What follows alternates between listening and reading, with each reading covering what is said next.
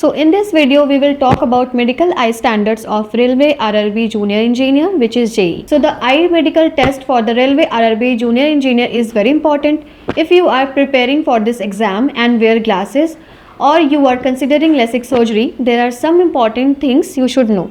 In this video, we will talk in detail about the eye medical test and vision standards for RRB JEE. There are four main categories in RRB JEE medical test, which is A3, B1, B2 and C1. Among these, the A3 category is the most strict, while the B1, B2 and C1 categories have a bit more relaxation. Let's understand each of these categories one by one. So at first, A3 category. For the A3 category, the minimum vision standards required is 6/9 for distance vision. This means you must be able to see up to 6/9 with both the eyes. If you wear glasses up to 2 diopters, you can still pass the medical test. This means if you are having -1 diopter or -1.5 diopter of glasses, you can still clear the medical test as long as you can read up to 6/9. Apart from this, near vision is also tested, where you need to be able to read up to 0.6. That means your near vision should be N6. Next, we will talk about B1 category.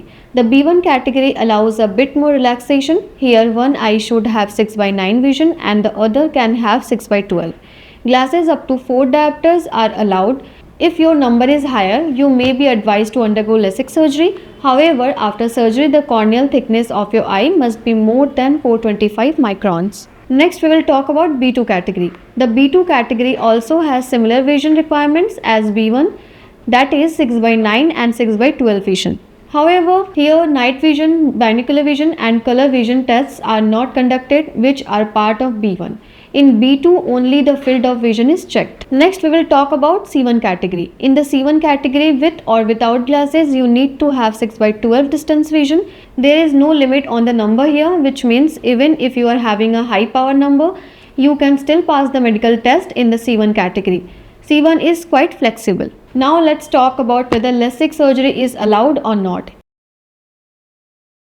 If you fall under the B1, B2 or C1 categories, you can undergo LASIK surgery, but there are certain conditions.